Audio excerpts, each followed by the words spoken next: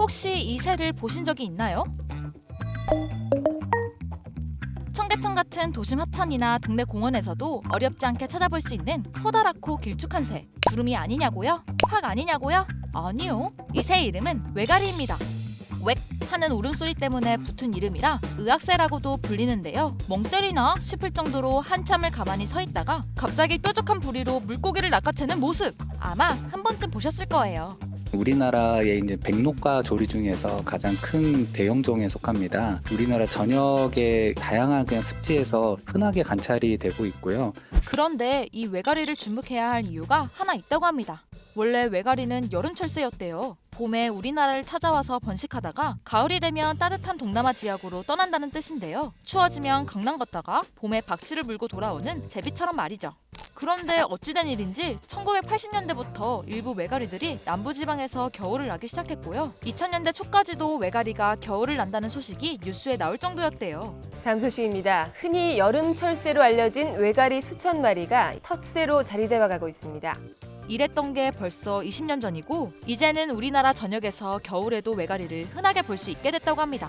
매년 전국 주요 습지를 대상으로 겨울철 조류 센서스를 시작을 하고 있거든요. 처음 조사 때는 한 500에서 600 정도 수준이었고 가장 최근 조사에 따르면 약 한 5천여 개체가 월동을 하고 있고 우리나라 기후가 따뜻해지면서 철새들이 떠나지 않는 걸로 추측된다고 해요. 이런 걸 텃새화 현상이라고 부르는데요. 외가리 말고도 백로나 물총새, 새물닭 같은 새들도 처음엔 여름철새였지만 지금은 겨울을 나는 개체가 많아졌다고 해요. 또 옛날엔 우리나라에 없었던 열대지방새들이 목격되는 일도 많아졌습니다. 인디언 추장을 닮아서 추장새라고도 불리는 후투티.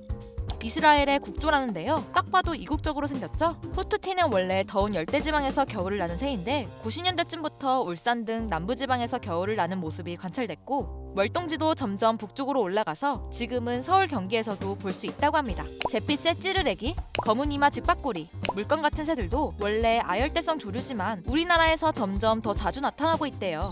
당장 지난달만 해도 동남아시아에 서식하는 국내 미기록정새가 최초로 관찰돼 큰 화제였죠.